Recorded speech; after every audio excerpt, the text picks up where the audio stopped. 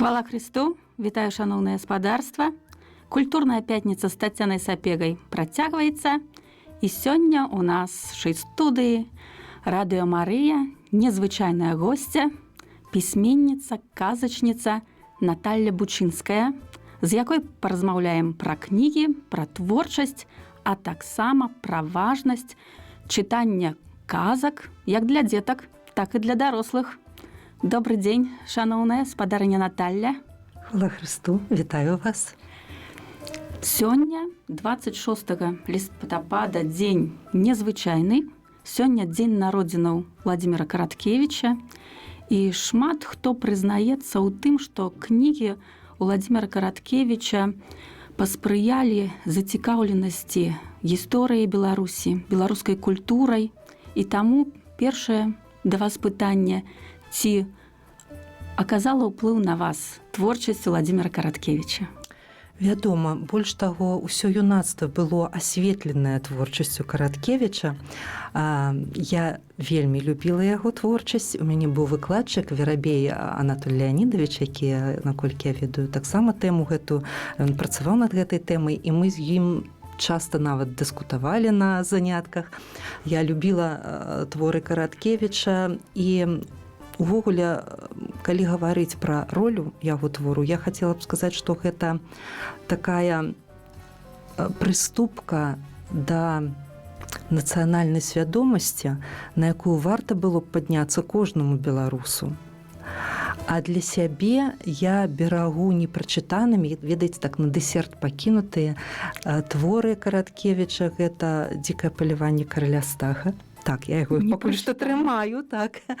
А якраз год таму, у дзень народзінаў Караткевіча, я адкрывала, зноў жа свядома ў гэты час, адкрывала для сябе «Маці ветру». Вось. І Караткевіча варта чытаць. Можна, і я нават не ведаю, ці можна пасля па-рознаму да яго ставіцца. Я думаю, што варта яго чытаць, і пасля ўжо прыходзіць любоў. Так, любімы Караткевіч. Так.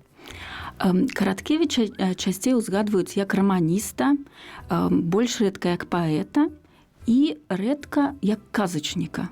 А ён пісаў казкі, і, можа, вы параіце нашым слухачам, якія казкі Караткевіча пачытаць варта?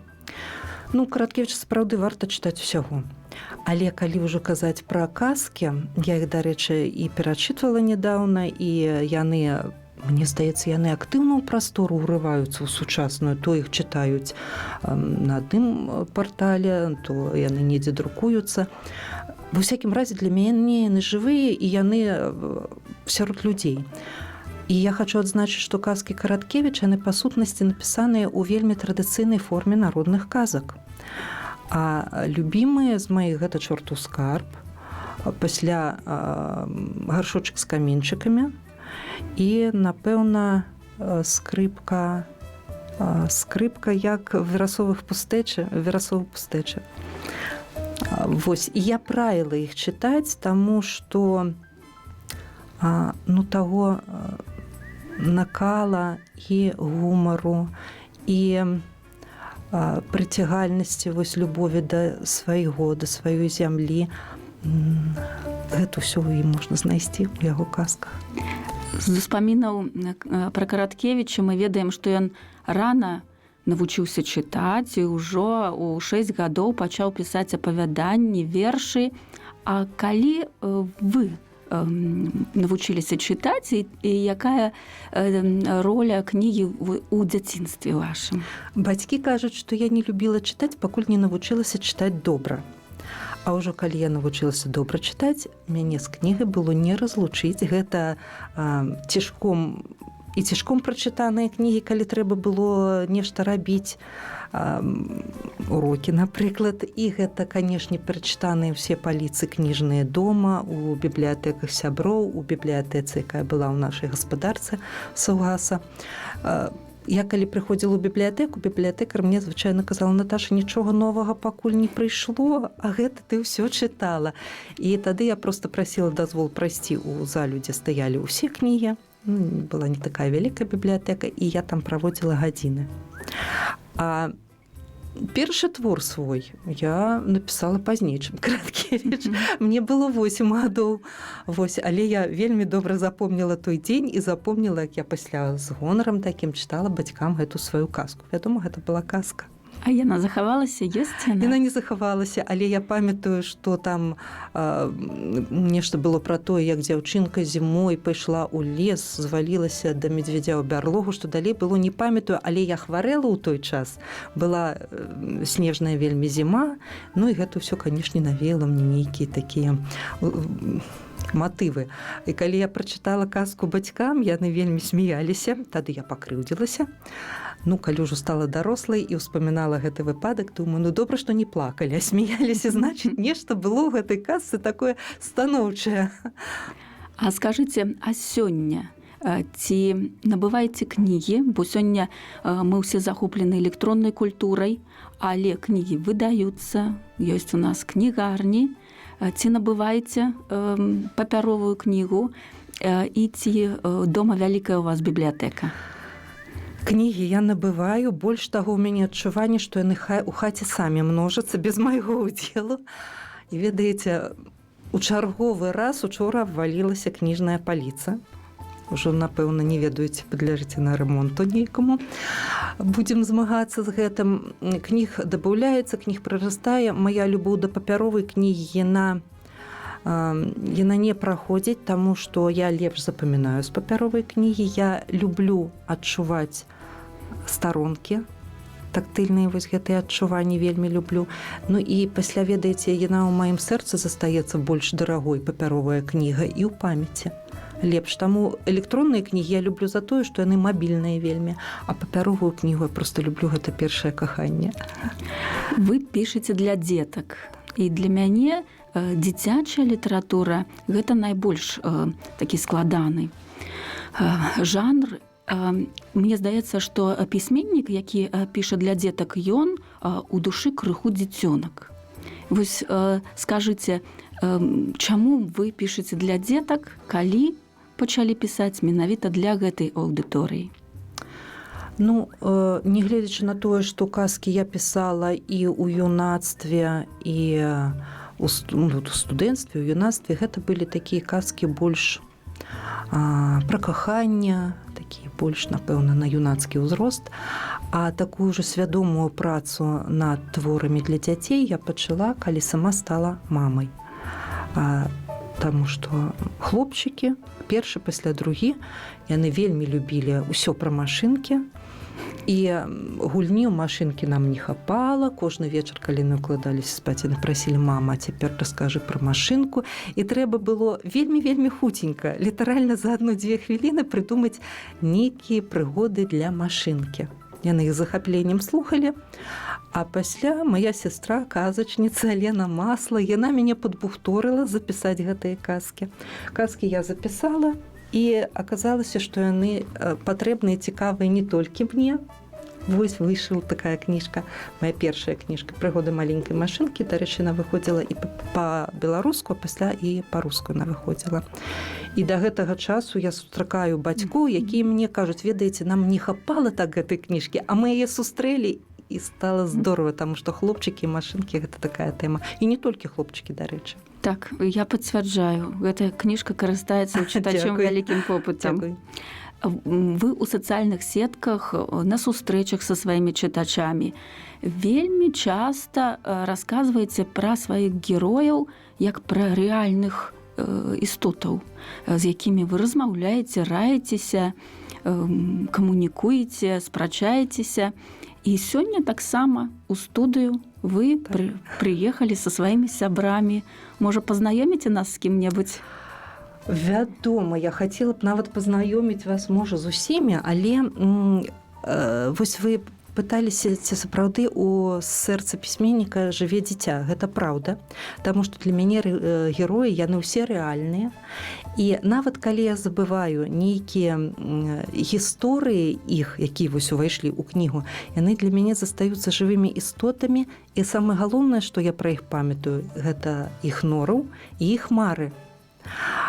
Норы вельмі розныя. Вось, напрыклад, авечка Адэля, вось гэтая прыгажунька. Зараз я яе пакажу.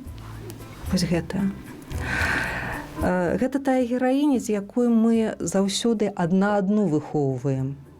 Ведаеце, Адэля такая няўрымслівая і патрабавальная, такая вялікая арганізатарка, што яна заўсёды далучае мяне да ўсіх сваіх спраў, заўсёды падбухторвае мяне зрабіць нешта тое, што, можа, я ніколі не адважылася б. Яна мяне недзе вучыць і ўпартасці, і настойлівасці, і бывае, што і смеласці. Ну, а я яе вучу, стараюся выхоўваць, каб яна была больш,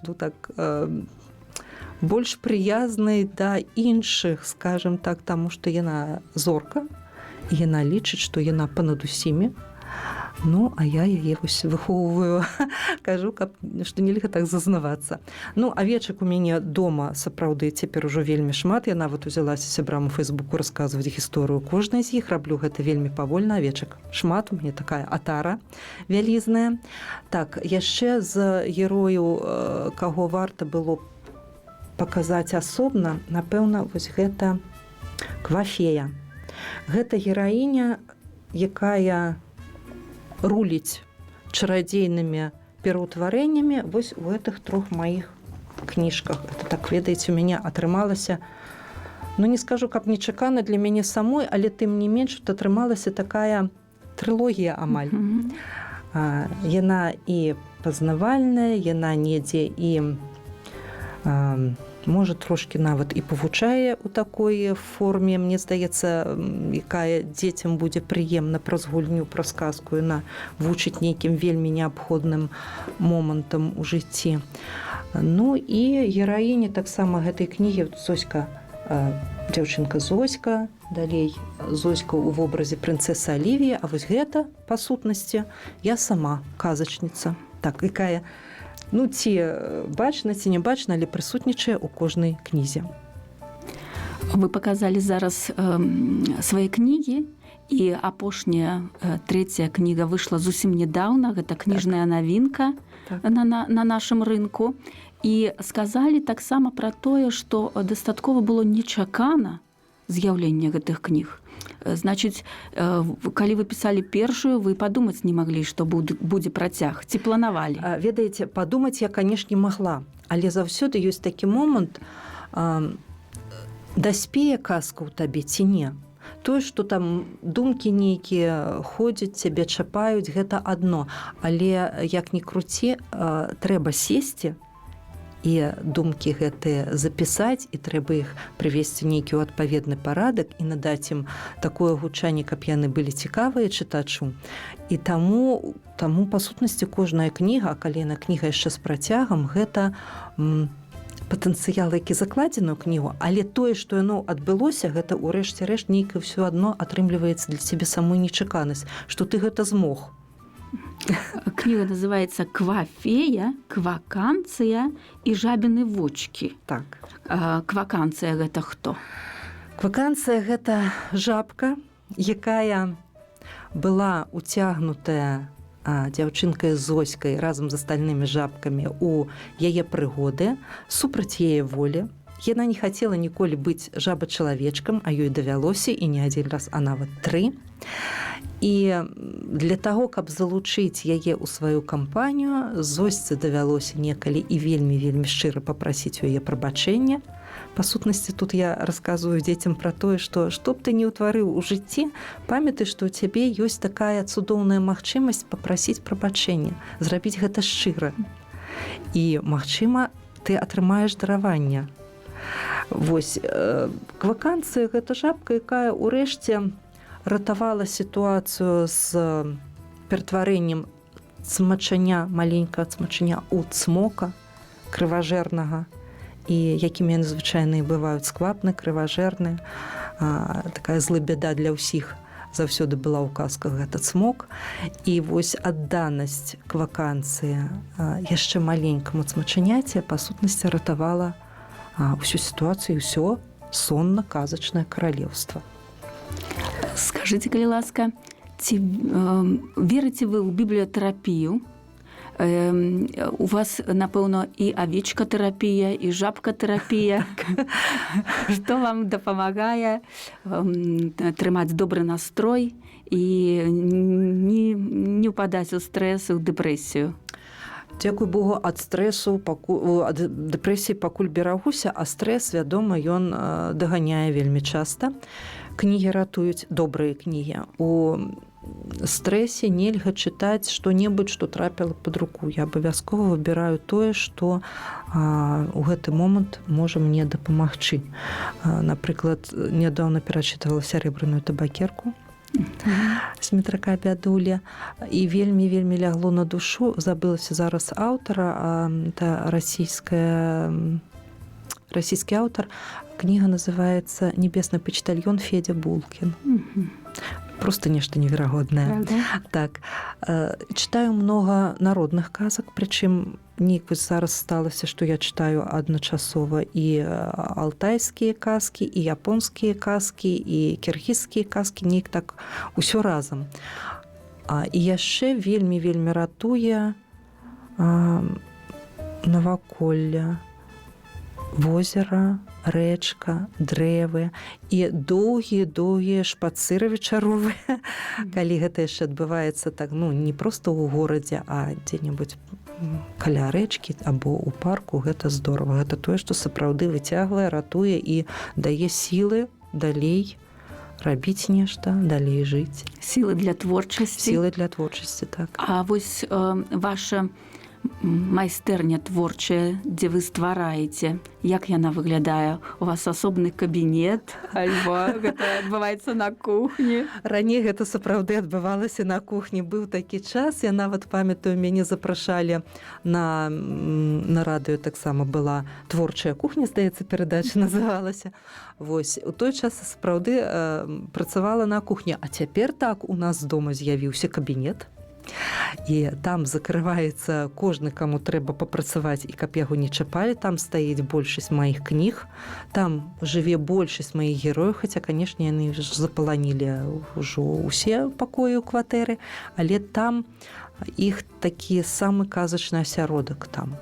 Мне там яны пладзяцца, там яны множацца, там яны жывуць і падказваюць свае казкі часцяком таксама там.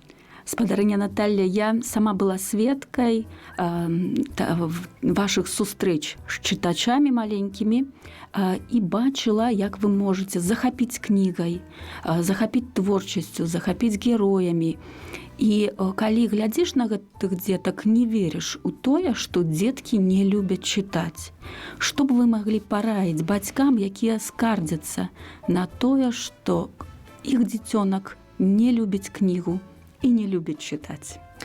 Ведаеце, тэма вельмі цікавая. І я хочу сказаць, што я заўсёды на гэту тэму, мы ее много абмяркоўваем, я на яе разважаю много. І хочу сказаць, што з маіх знакомых дзетак, а ў мяне іх процьма, толькі 2 дзіцёнкі паходзяць з сям'і, якая вельмі любіла чытаць, а іх не змагла захапіць, не гледзячы ні на што.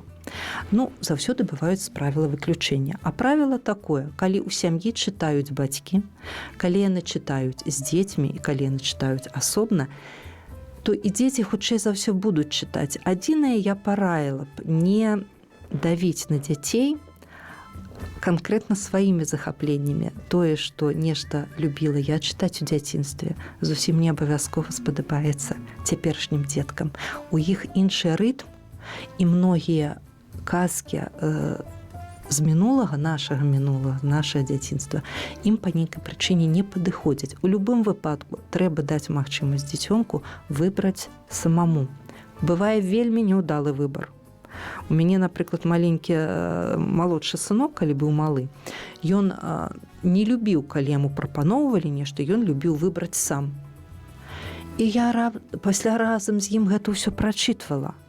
І нават калі я разумела, што кніга правісае недзе, не настолькі яна цудоўная, ён ганарыўся тым, што ён выбраў яе сам, і яго выбар ва ўсякім разе не адклалі і не сказалі, што нейкае бы што, нікуды не вартае.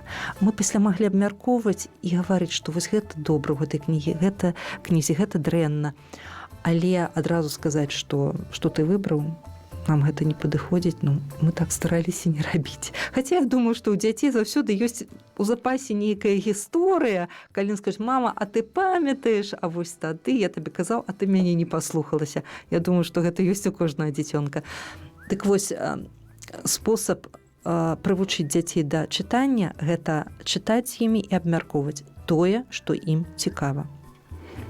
Спадарыня Наталья, чакаем вашых новых кніг, чытаем разам гэтыя кнігі.